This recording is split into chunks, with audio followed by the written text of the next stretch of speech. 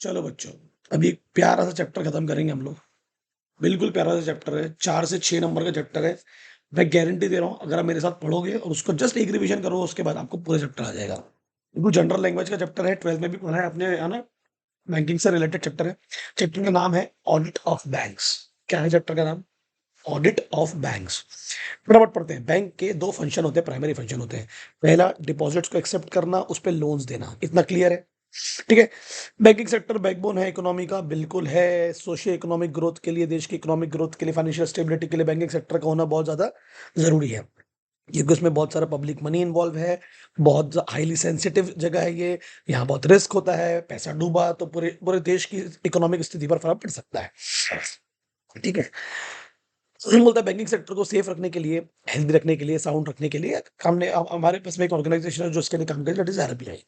बोलता है सर कुछ कारण है जिसमें बैंकिंग रिस्क हो सकता है। बिल्कुल। बहुत ह्यूज वॉल्यूम में ट्रांजेक्शन होते हैं। ट्रांजेक्शन बहुत कॉम्प्लेक्स होते हैं। बहुत बड़े एरिया में ट्रांजेक्शन इसके फैले हुए हैं। लार्ज रेंज ऑफ सर्विसेज देती है बैंक। ठीक है। टेक्नोलॉजी का बहुत ज्यादा यूज बढ़ गया है। और बैंकिंग रेगुलेटर की तरफ से नजर रखी जाती है, स्ट्रिक्ट। बराबर है? ये बैंक के कुछ फीचर्स हैं। कितनी कैटेगरी के बैंक होते हैं हमारे देश में? सिर्फ बड़ा इजी है। कमर्शियल बैंक, कमर्शियल बैंक का सिंपल नाम है, भैया ये प्रोडक्ट सर्विसेज देगा जनरल पब्लिक को, उसमें पैसे कमाएगा। है ना? उसका काम है डिपॉजिट एक्सेप्ट करना, लोन को प्रोवाइड, एडवांसेस प्रोवाइड करना, लोन एडवांसेस प्रोवाइड करना। रीजनल रूरल बैंक्स, स्पेशली ये बैंक्स को स्टैब्लिश किया गया था 80s में, 70s में। इनका एक ही ऑब्जेक्टिव था, अलग अलग, कि ये बैंकिंग और फाइनेंशियल नीड्स पूरी करे। किसकी? रूरल कम्युनिटी की। किसकी? रूरल कम्युनिटी की। ठीक है। सेंट्रल गवर्नमेंट आरबीआई ने मिलकर इस बैंक को स्टैब्लिश किया था। कुछ बैंकों के नाम है, देख लीजिए। थोड़ा बहुत ऑब्जेक्टिव में अगर आ गया तो आ गया। कोऑपरेटिव बैंक का ऑब्जेक्टिव क्या है? थोड़ा सा डिफरेंट है। ये कोऑपरेटिव प्रिंसिपल्स पे बनाया जाता है, कि आपस में लोग एक बैंक स्टैब्लिश करके आपस में एक दूसरे की मदद करें, लोन इंटरेस्ट, कम इंटरेस्ट में लोन देकर। आपको कोऑपरेटिव सोसाइटी एक्ट में रजिस्टर्ड होना पड़ेगा। और अगर आप मल्टीपल स्टेट्स में काम कर रहे हो तो multiple state cooperative society act में, जो आप लोगों ने पढ़ा है एंटिटी में। और ये क्यों बनाए जाते हैं बैंक? ये एग्रीकल्चर नीड्स को फुलफिल करने के लिए, रूरल सेक्टर। क्लियर है? सही है। अरे बोलो, ये रूरल कम्युनिटी के लिए है, ये स्पेशली एग्रीकल्चर। और एक दूसरे की मदद करती है लोग। ये बैंक खोलेंगे, एक दूसरे को हेल्प करेंगे। पेमेंट बैंक है, बहुत ईजी है। सर ये न्यू टाइप्स ऑफ बैंक है, इसको आरबीआई ने इंट्रोड्यूस किया है। They are allowed to accept, deposit लेंगे बट रिस्ट्रिक्टेड होगा। बट ये क्या नहीं कर सकते? लोन नहीं दे सकते, क्रेडिट कार्ड नहीं इशू कर सकते। जैसे पेटीएम बैंक का हमने एग्जांपल लिया था, हम लोग कभी लफड़ा पड़ ही रहा है उसके बारे में ना। इस तरीके के जो बैंक है। But customer can open their current account and saving account. ठीक है। और हाँ, इन्हीं बैंकों के थ्रू आपको ये सब फैसिलिटीज भी मिल सकती है, आपको भूलना नहीं है। ठीक है। They are allowed to accept restricted deposit but can not issue loans and credit cards. Development banks, इनका बहुत सिंपल, आईडीबीआई के बारे में हमने पढ़ा है, सीडीबी के बारे में पढ़ा है, कि ये फंड्स देते हैं इंफ्रास्ट्रक्चर डेवलपमेंट के लिए। बिल्कुल सर, समझ में आ गया। इकोनॉमिक ग्रोथ के लिए। स्मॉल फाइनेंस बैंक नाम से लग रहा है कि जो अनसर्व्ड है, इन्हें हमारे समाज का वो हिस्सा जिनको कोई देखता ही नहीं, कोई पूछता ही नहीं है। अनऑर्गेनाइज सेक्टर है, लेबर टाइप के लोग हो गए, नौकर चाकर टाइप के लोग हो गए, बेचारे मार्जिनल फार्मर्स हो गए, छोटे छोटे उद्योगपति हो गए। जो ये उद्योगपति, छोटे छोटे बिजनेसमैन हो गए, उनके लिए ये बिजनेस बैंक जो ओपन किया गया, एयू स्मॉल फाइनेंस बैंक, आपने हमारे शहर में भी देखा होगा। अब आ जाइए आपके, आरबीआई कैसे रेगुलेट करता है बैंक को? बहुत सिंपल है यार। आरबीआई कैसे रेगुलेट करेगा? सबसे पहले आरबीआई बोलेगा, अगर तुमको एक बैंक चालू करना है, ध्यान देना, तो मेरे से क्या लो? लाइसेंस। कोई भी बैंक बिना लाइसेंस के अपने बिजनेस कमेंस नहीं कर सकता। Banking operations are only conducted at branches while other office act as a controlling authority और एडमिनिस्ट्रेटिव ऑफिस। जो बैंकिंग ऑपरेशन होंगे वो ब्रांचेस में ही होंगे, और बाकी के जो ऑफिस आप खोलोगे ना, वो आपका एडमिनिस्ट्रेटिव पर्पसेस के लिए होगा। आरबीआई बैंकों का बैंक है, उनको लोन देता है वो बैंकों को। ठीक है। बैंकों से डिपॉजिट एक्सेप्ट करता है, उनके बिल्स को रीडिस्काउंट करता है। ठीक है। ये डिसाइड करता है देश में सीआरआर कितना लगेगा, कैश रिजर्व रेशियो, फिर एसएलआर कितना लगेगा, स्टैट्यूटरी लिक्विडिटी रेशियो। ठीक है। ये सब अपन लोग पढ़ चुके हैं। ये टाइम डिपॉजिट पे लगता है, टाइम डिमांड डिपॉजिट जो होता है बैंकों का, that is current account, saving account, FD, RD. और ये आपकी उनकी जो करंट एसेट्स होती है उस पे लगता है। कंट्रोल, इससे कंट्रोल किया जाता है ना इन्फ्लेशन रिसेशन के टाइम पर। ठीक है। कभी भी जाकर एक्सपर्ट सेक्शन 35 आरबीआई जाके इंस्पेक्शन कर सकता है किसी भी बैंक का। देश की जो भी मनी सप्लाई है, क्रेडिट कंट्रोल है, उसकी पॉलिसीज ये बनाता है। जैसे खुद सिक्योरिटीज को सेल कर देगा, खरीद लेगा। रेपो रेट शॉर्ट टर्म के लिए लोन देगा। है ना? रिज़र्व रेशियोज़ है ना? कि एक बैंक को कितना पैसा बैंकों के पास रखना चाहिए, आरबीआई के पास रखना चाहिए, ठीक है? कुछ प्रिंसिपल्स बनाए हैं उन लोगों ने, प्रिंसिपल्स, यूनिवर्सल नॉर्म्स जो आपको फॉलो करने ही करने हैं, कमर्शियल बैंक को स्पेशली, कि आपकी बैलेंस शीट कैसी बनेगी, आप किस तरीके से इनकम रिकॉग्निशन, पी&एल कैसा होगा आपका, एसेट क्लासिफिकेशन कैसे करोगे, जिससे NPA, loss asset, bad asset, उसकी प्रोविजनिंग कैसे करोगे, ये कुछ नॉर्म्स है जो हर बैंक को फॉलो करने हैं, स्पेशली कमर्शियल बैंक की बात कर रहे हैं। एंश्योर गुड कॉर्पोरेट गवर्नेंस, ठीक है? एक सही तरीके से बैंक गवर्न हो, एक क्राइटेरिया के अंदर काम करे, सही लोग डायरेक्टर बने बैंकों के, और एडिशनल डायरेक्टर लगेंगे तो हम अपॉइंट कर देंगे। अगर ये रिलेटेड होगी, जैसे हम लोगों ने यस बैंक के केस में देखा था, ठीक है? ये क्वेश्चन ज़रूर पढ़ते चलें, इनके आंसर्स आपको ऊपर ही मिल जाएँगे।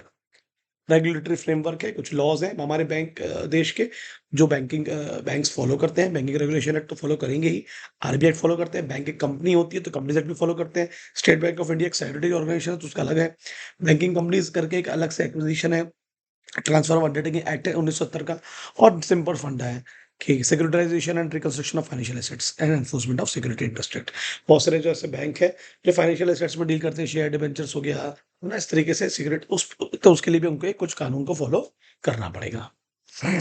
रीजनल रूरल बैंक एक्ट बना हुआ है, आईटी एक्ट है, क्योंकि आप बैंक तो पूरा डिजिटली काम कर रहे हैं। मनी लॉन्ड्रिंग एक्ट के फॉलो करना पड़ता है। क्रेडिट इंफॉर्मेशन कंपनीज, मतलब कैसा होता है, भाई बैंक लोन देता है तो आप जो इन्फॉर्मेशन होती है अपने क्लाइंट की, वो बाहर नहीं प्रोवाइड कर सकते लोगों को, तो उसके लिए एक अलग से एक्ट बनाया गया है, and payment and settlement system act. ये पूछेगा नहीं आपसे, उन्होंने सर पूछा तो आप 7-8 नाम याद कर लीजिए कि कौन-कौन से एक्ट पे बैंक पे लग सकते हैं। सिंपल है। किस तरीके से काम करते हैं बैंक साहब, 3 लेवल पे काम करते हैं। एक होते हैं नॉन कंप्यूटराइज़्ड, जो पूरी तरीके से कैसे काम करेंगे, पेपर और पेन। एक होंगे पार्शियली कंप्यूटराइज़्ड, जिसमें कुछ होंगे पेपर के थ्रू, कुछ होंगे कंप्यूटर के थ्रू। एक होंगे फुल्ली कंप्यूटराइज़्ड, जो बिल्कुल सीबीएस के थ्रू काम करेंगे, सेट कंप्यूटराइज़्ड ना, कंप्यूटर ब्रॉडकास्ट सिस्टम, ठीक है? बैंकिंग सर्विसेज चलती हैं इसके थ्रू। हर ब्रांच कनेक्ट हो जाती है, ठीक है? ये सब क्वेश्चन आएगा तो नहीं, मतलब मुश्किल है, बट ठीक है, अगर पूछेगा तो अपन लिख सकते हैं। तो ये क्लियर हो गया आपको? क्या हो गया? इसको लिख सकते हो आप, कोर बैंकिंग सिस्टम।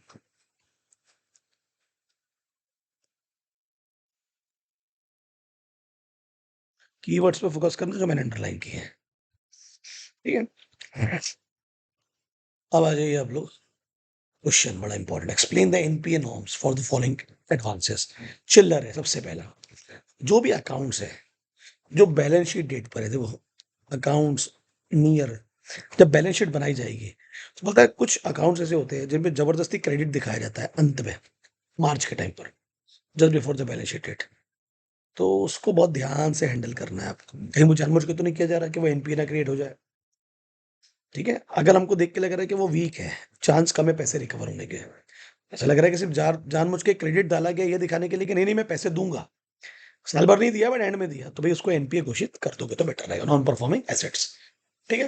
क्वेश्चन आ सकता है बैलेंस शीट डेट पर ऐसा हुआ तो आप उस अकाउंट को क्या बोलेंगे? गवर्नमेंट गारंटीड एडवांसेस, बहुत सारे ऐसे एडवांसेस दिए जाते हैं बाहर लोगों को, बिजनेसमैन को, इन लोगों को, जो गवर्नमेंट गारंटी करती है। तो सेंट्रल गवर्नमेंट ने गारंटी दिया है कि भैया मैं गारंटी दे रहा हूँ, कोई दिक्कत नहीं होगी, ठीक है? Guarantee is not invoked and repudiated would be classified as, अगर गारंटी को सही तरीके से यूज नहीं किया गया, जल्दी बोलो, स्टैंडर्ड एसेट है, कहा जाएगा उसको, अगर सही तरीके से यूज किया गया, और बट बोलो, but regarded as NPA for income recognition purpose, बोलता है ठीक है, उसको हम बोलेंगे स्टैंडर्ड एसेट, बट उसको हम एनपीए भी कंसिडर कर सकते हैं, ठीक है? गवर्नमेंट बोल रही है मेरी गारंटी स्टैंडर्ड एसेट बोलो, बट एनपीए भी कह सकते हो, पैसा वापस नहीं आएगा ना। अब बोलता है अगर यही एडवांस की गारंटी किसने दिया, स्टेट गवर्नमेंट ने, तो उसको एनपीए कब मानेंगे, अगर वो अपनी डेट से 90 दिन तक ओवर ड्यू रह गया, समझा? ना आप, समझा क्या? ना आपने उसकी प्रोविजनिंग की, ना आपको उसका पैसा मिला, ठीक है? प्रोविजनिंग समझते हैं ना, प्रोविजन फॉर डाउटफुल डेट से हम लोग पढ़ते हैं, ओके, ठीक है? अगर गवर्नमेंट की गारंटी है तो उसको एसेट मान लो, बट उसको एनपी अज्यूम कर लेना इनकम रिकॉग्निशन में, मतलब बोल रहा है मैं पीएनएल में तो उसको मान लूँ ना कि वो मेरा एनपी है, भले मैं उसको एसेट साइड में दिखा रहा हूँ। ये बहुत इंपॉर्टेंट टॉपिक है। जब किसी भी एक डेटर डेटर को मल्टीपल बैंक्स लोन देते हैं एज ए ग्रुप, उसमें क्या होता है, कि अब जैसे विजय माल्या को भी लोन मिला होगा ना, किंगफिशर को, तो किसी एक बैंक ने एक लीडर की भूमिका निभाया होगा, सबके इंटरेस्ट भी वही कलेक्ट कर रहा होगा, सबके प्रिंसिपल अमाउंट भी वही कलेक्ट कर रहा होगा, फिर वो बांट देता है। क्या लिखा है? ये बोरोवर जो है ना, ये 2 और 2 से ज़्यादा बैंकों से लोन लेता है, तो इसको बोलते हैं कंसोर्टियम। जिसका हायर शेयर होता है, वो लीड करता है, जिसने ज़्यादा लोन दिया है, रिकवरी भी वही करेगा, सब बैंकों के बिहाफ में, है ना? अगर बोरोवर ने कुछ पैसा दिया अंडर कॉस्टियम एग्रीमेंट, तो ये कौन रिसीव करेगा इसके पैसे को? लीड बैंक करेगा, ठीक है? And the lead bank is not transferring the share of other members bank, the account should be deemed as NPA. तुमको पैसा नहीं मिला, ठीक है? एसबीआई ने कलेक्ट किया, बाकी बैंकों को नहीं दिया, तो हम तो मानेंगे ना कि वो एनपीए है। मानना पड़ेगा भाई कि हमको बैंक लीड मैनेजर के पास तो आगे, बट हमारे पास नहीं आया अभी तक। तो जो भी बैंक्स पार्टिसिपेट करते हैं कंसोर्टियम में, उनको अपनी शेयर की रिकवरी के लिए, कैसे रिकवर करना अपना शेयर आपको? बोलो, चलिए बताओ। अरेंजमेंट करने पड़ेंगे, और to get an express consent from the lead bank, कि भैया अगर तुमने मेरे को नहीं दिया पैसा, तुम्हारे पास आने पर हम उसको इनकम नहीं मानेंगे जब तक हमारे पास नहीं आएगा। ठीक है, क्लियर है? तो ये भी एक अच्छा टॉपिक है, आपको एग्जाम में पूछ सकता है, आपको बेसिक चीजें याद रखनी होंगी।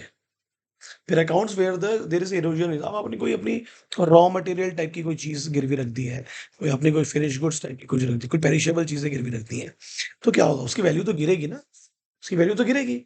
तो बोलता है धीरे धीरे ग्रेजुअली उसकी वैल्यू डिस्ट्रक्शन पे जा रही है, डिमिनिश हो रही है, जो भी आपने चीज गिरवी रखी है। बोलते हैं स्ट्रेट अवे उसको क्या बोल दो आप? डाउटफुल और loss asset.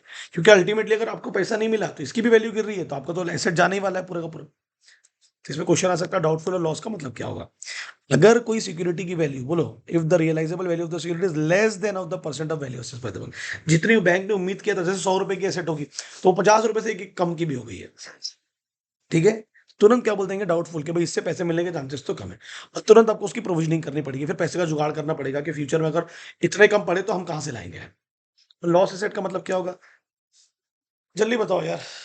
If the realisable value, जो पैसा बेचकर कितना मिलने वाला है उसमें से, लेस देन 10, 10% से भी कम मिलने वाला है भाई, 100 रुपए की चीज में 10% से भी कम बोरोवर अकाउंट से जो पैसा मिलेगा। समझ में आ रहा? जो भी आउटस्टैंडिंग अमाउंट है, जैसे 1 करोड़ है इसके अकाउंट में, तो वो सिक्योरिटी बेचकर आपको कितना मिलने वाला है? 10% कितना होगा? बोले 10 लाख से भी कम। तो तुरंत उसको आप क्या बोलोगे? तो जल्दी बोलो, क्या बोलोगे? तुरंत आप लॉस एसेट। और यहाँ बोरोवर के अकाउंट से कितना पैसा मिलने वाला है आपको? लेस देन 50% और मोर देन 10%, और उसको राइट ऑफ कर दोगे, फुल्ली रिटर्न ऑफ, कि ये पैसा तो मिलने वाला नहीं है। ठीक है, ये भी आ सकता है आपको। फिर उसके बाद बोलते हैं advances against term deposit, national saving certificates, किसान विकास पत्र, है ना? इसके लिए आपको कुछ मार्जिन रखनी चाहिए अवेलेबल हमेशा। इनको आपको एनपीए ट्रीट करने की जरूरत नहीं है। ये जो सिक्योरिटीज आपको मिली है, इसकी हमेशा मार्जिन पे रहती है ना। जैसे किसी हिसाब से किसान विकास पत्र लिया, तो वो अगर वो 1000 रुपए का है, तो वो 500 का लोन मिलेगा, तो इससे हमेशा मार्जिन अवेलेबल रहेगी। Agriculture advances affected by natural calamity, अच्छा क्वेश्चन है। बोलता कभी कभी बैंक खुद डिसाइड करता है अपने खुद के मेजर से, कि अगर मैंने एग्रीकल्चर को एडवांसेस दिए हैं, तो अगर नेचुरल कैलेमिटी से अफेक्ट हुआ, तो पैसा तो नहीं मिलने वाला, तो फिर क्या होगा? सर कुछ नहीं करना है, जो भी उन्होंने दे में convert a short term production loan, short term loan दिया था ना, उसको लॉन्ग टर्म में कन्वर्ट कर देंगे, या जो भी टाइम था मिलने का, जो भी टाइम था उसको रीशेड्यूल कर देंगे। अभी मत दो, बाद में देना पैसा, क्योंकि अभी नेचुरल डिजास्टर चल रहा है। या उसी लोन को चुकाने के लिए क्या दे देंगे? एक फ्रेश लोन दे देंगे। ठीक है, ये बहुत इंपॉर्टेंट पॉइंट है, एडवांसेस टू स्टाफ। बेटा क्या होता है कि एज ए बैंक आप अपने मेंबर्स, अपने अपने एम्प्लॉयज को भी लोन्स देते हो। बोलता है staff interest bearing staff advances as a banker, ये भी आपका एडवांस में आएगा, बिल्कुल आएगा। ये जो आपने लोन दिया है, एडवांस दिया है, इसको कब एनपीए कब मानेंगे? जब पूरी तरीके से डिफॉल्ट हो जाएगा। किस बार? या तो आपने प्रिंसिपल का इंस्टॉलमेंट नहीं दिया, या इंटरेस्ट नहीं दिया, है ना? ठीक है, दोनों में से कोई एक, है ना? और क्यों? किसने? आपके स्टाफ ने। और कितने दिन होगा इस बात को? ड्यू डेट से 90 दिन खत्म हो चुके हैं। ठीक है, तो बैंक ने वहां पर लोन कैसे दिया था अपने स्टाफ को? As an employer, not as a banker. Clear कि नहीं क्लियर है? ठीक है, तो इसको included under the sub head others में डाला जाएगा, अदर एसेट। ठीक है, अदर एसेट्स में, सैलरी एडवांसेस में, जो नॉर्मल लोगों को लोन देते हैं उसमें मत डालना। और अगर आपने आपने अपने स्टाफ को ये सब लोन दिया, हाउसिंग लोन, इस तरीके के एडवांसेस, और इंटरेस्ट कब मिल रहा है आपको? रिकवरी ऑफ प्रिंसिपल के बाद। प्रिंसिपल मिल गया, बट इंटरेस्ट उन्होंने उसके बाद दिया, तो बोलते हैं उसको ओवरड्यू मानने की जरूरत नहीं है। Interest need not to be considered as overdue from the first quarter. What is पहले क्वार्टर? अभी 90 दिन ही हुए ना, तो 90 दिन, अगर जैसे एग्जांपल आपको प्रिंसिपल मिल गया मेन डेट पर, अब अगले 90 दिन में आपको इंटरेस्ट भी मिल गया, बट 90 दिन बाद मिला, तो बोलते हैं उसको आपको एनपीए ट्रीट करने की ज़रूरत नहीं है, ओवरड्यू मानने की ज़रूरत नहीं है, ठीक है? अपन नहीं मान रहे ओवरड्यू के 90 दिन से ज़्यादा चलेगा तो ओवरड्यू बोलते हैं नहीं है। अगर अच्छा पॉइंट है, एग्रीकल्चर एडवांसेस ये भी एक इंपॉर्टेंट पॉइंट है। वो 2 तरीके से लोन देता है, एक लॉन्ग ड्यूरेशन क्रॉप के लिए जिसको उगाने में समय लगता है, एक शॉर्ट ड्यूरेशन क्रॉप के लिए। इसको सर इसको अपन एनपीए ट्रीट करेंगे। अगर लोन को शॉर्ट टर्म वाले को एनपीए कब ट्रीट करेंगे? अगर वो 2 क्रॉप सीज़न से ज़्यादा अफ़ेक्ट हो गई। अब 2 क्रॉप सीज़न क्या होगा, वो नीचे पड़ेंगे। और लॉन्ग टर्म वाले को कब एनपीए, जब वो 1 क्रॉप सीज़न आएगा, ठीक है? जब आपका इंस्टॉलमेंट था ना, वो आपने 2 क्रॉप सीज़न तक नहीं दिया और लॉन्ग टर्म में आपने 1 क्रॉप सीज़न तक नहीं दिया, तो उसमें एनपीए मानेंगे। So what is long duration? बोलता है ये वो क्रॉप्स होती हैं जो 1 साल से ज़्यादा के लिए उगाई जाती हैं, समय लगता है जिनमें, ठीक है? और जो 1 साल से कम वाली हैं वो क्या हो जाएँगी, शॉर्ट ड्यूरेशन वाली। तो वो 3-3 6-6 महीने वाली की बात कर रहा है। तो जैसे मैंने एग्ज़ाम्पल के तौर पर 6 महीने का लोन लिया है अपने एग्रीकल्चर के लिए। बोले 6 महीने मेरा क्रॉप उग जाएगा, तो बस वही है, 2 क्रॉप सीज़न्स बोल रहा है, समझ रहा है? तो 6-6 महीने के 2 सीज़न हो गए, तो 2 6 1 साल बाद वो ड्यू माना जाएगा उसको। उसमें क्या-क्या आ जाएगा, हार्वेस्ट करने वाला टाइम भी आ जाएगा, ठीक है? जब आपने उगाया उसको। समझा क्या भाई? 1 साल से ज़्यादा वाला लॉन्ग ड्यूरेशन, तो वो 1 साल एग्ज़ाम्पल क्या हुआ, 1 साल के लिए 1 साल से ज़्यादा के लिए अगर आपने लोन लिया है, तो उसको ओवरड्यू कब माना जाएगा, जब वो अगले 1 साल तक आप नहीं चुकाओगे। तो क्रॉप सीज़न गया ना वो। अब आ जाओ आप, explain the nature of securities that we accepted by bank. कौन-कौन सी सिक्योरिटी बैंक एक्सेप्ट कर सकता है लोन के मौके पर? सबसे पहले प्राइमरी सिक्योरिटी क्या होती है सर? बड़ा सिंपल है सर, सिक्योरिटी कौन ऑफ़र करता है? बोरोवर, किसको? बैंक को, फाइनेंस के लिए, किस पर उसको क्रेडिट मिलता है, 100% मिलता है। ये प्रिंसिपल सिक्योरिटी होती है, इसको बेचकर बैंक पैसा वसूल करता है। फिर एक होती है कोलेटरल सिक्योरिटी, कि बोलते हैं भैया अगर ये काम नहीं आई, ये कम पड़ गई, तो फिर मेरे को ये तो चाहिए। किसी भी फॉर्म में हो सकता है, वो टेंजिबल एसेट्स और इंटेंजिबल एसेट्स मूवेबल हो या इमूवेबल हो। कोलेटरल मतलब जो आपकी actual amount of loan value से, एडवांसेस वैल्यू से ज़्यादा उसकी वैल्यू हो सकती है, या उस सिक्योरिटी के अमाउंट को वो उतना बढ़ा देता है। ठीक है? 1 सेकंड हाँ।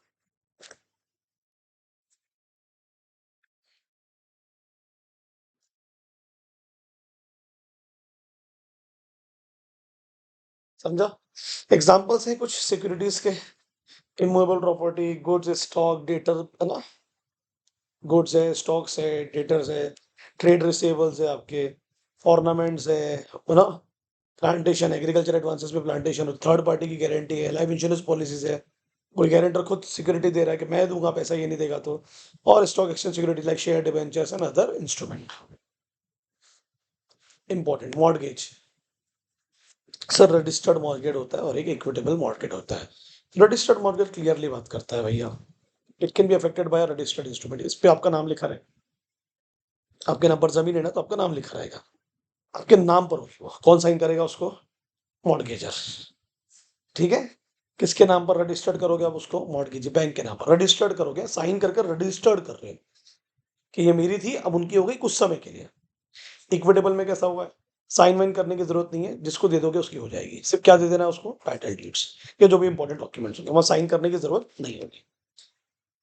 प्लेज, बेसिकली प्लेज वर्ड तब आता है जब मूवेबल गुड्स की बात आती है। यहाँ पर बेलमेंट हो रहा है कि आपने ट्रांसफर किया पोजीशन गुड्स का from one person to another. यहाँ पर हमने लैंडिंग बैंक को दिया है, इसका इंटेंशन क्या है? टू क्रिएट चार्ज, है ना, एज ए सिक्योरिटी।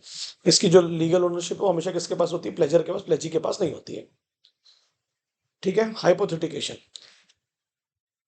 अपनी ही एसेट्स और security as an agent trustee को की तरह रखना। मतलब क्या हुआ? अपनी सिक्योरिटी को आप अपने ही पास रख रहे हो, बट क्या बोल रहे हो? टेंशन मत लो, मेरे पास है, बट वो मेरी नहीं है, अब आपकी है कुछ समय के लिए, जब तक मैं पैसा ना चुका दूं आपका। तो बोलता है ना आपने बैंक को ओनरशिप दिया, ना उसका पोजीशन दिया, अपने ही पास रखा, और क्या बोला? अरे मेरे पास, आप चिंता मत करो, मेरी सिक्योरिटी मेरे मेरे जो ऑर्नामेंट्स थे वो है मेरे पास, वो मालिक की तरह नहीं है, बट वो डेटर की तरह एज ए ट्रस्टी संभाल के रखो। जब आपको लगेगा एज ए बैंक आके आप मेरे से लिया लेना। बोरोवर ही यहाँ पर होल्ड करके रख रहा है उसको एज ए एजेंट और ट्रस्टी। समय पर, समय-समय पर क्या करेगा वो? पॉलिटिकल स्टेटमेंट सबमिट करेगा कि नहीं बराबर है, टेंशन मत लो, उसकी वैल्यू नहीं गिर रही है, मैंने उसको बेचा नहीं हूँ, कुछ नहीं किया हूँ, सब चीज़ें बतानी पड़ेगी आपको। स्पेशली ये कहाँ पर होता है? इस कंडीशन में होता है, जब आदमी के पास रॉ मटेरियल है फॉर एग्जांपल के तौर पर, और रॉ मटेरियल के आधार पर वो लोन ले रहा है, तो रॉ मटेरियल थोड़ा ना बैंक को दे देगा, अपने पास ही रखेगा ना। तो वो बीच-बीच में क्या करेगा, बैंक स्टेटमेंट देते रहेगा। स्टॉक स्टेटमेंट बोलते हैं उसको कि नहीं बराबर है, रॉ मटेरियल टेंशन मत लो, उसकी वैल्यू नहीं गिर रही है, मैंने बेचा नहीं हूँ, इस तरीके की चीज़ें। ठीक है? असाइनमेंट का मतलब क्या होता है? जिसमें आप अपना जो ट्रांसफर ऑफ एक्जिस्टिंग और future date right to property belonging to इन्फॉर, किसी के तुम्हारे को फ्यूचर में मैं जो भी राइट होंगे वो दे दूंगा अगर पैसे वापस नहीं किया तो। ओनली एक्शनेबल क्लेम्स, क्या होता है actionable claims? A claim to any debt other than a debt secured by mortgage और इमूवेबल प्रॉपर्टी। क्या होती है एक्शनेबल क्लेम्स? अब बैंक आपसे किन किन चीजों पर एक्शन ले सकता है? जो आपको मिलने वाला था वो बैंक को मिलेगा। कौन कौन से? जल्दी बताओ। बुक डेट्स, जो डेट्स आपने किसी और को दी थी उस पर क्लेम कौन करेगा? बैंक। लाइफ इंश्योरेंस पॉलिसी जो आपको मिलने वाली थी वो किसको करेगा? बैंक क्लेम करेगा उस पर। अब ना ये होते हैं एक्शनेबल क्लेम्स। ठीक है, आ सकता है हाइपोथेटिकल पे क्वेश्चन, भूलना नहीं है। है ना? अपना मिलने वाला बेनिफिट किसी और को दे देना जो फ्यूचर में मिलने वाला है आपको, उसको क्या बोलते हैं? असाइनमेंट। क्या बोलते हैं? असाइनमेंट।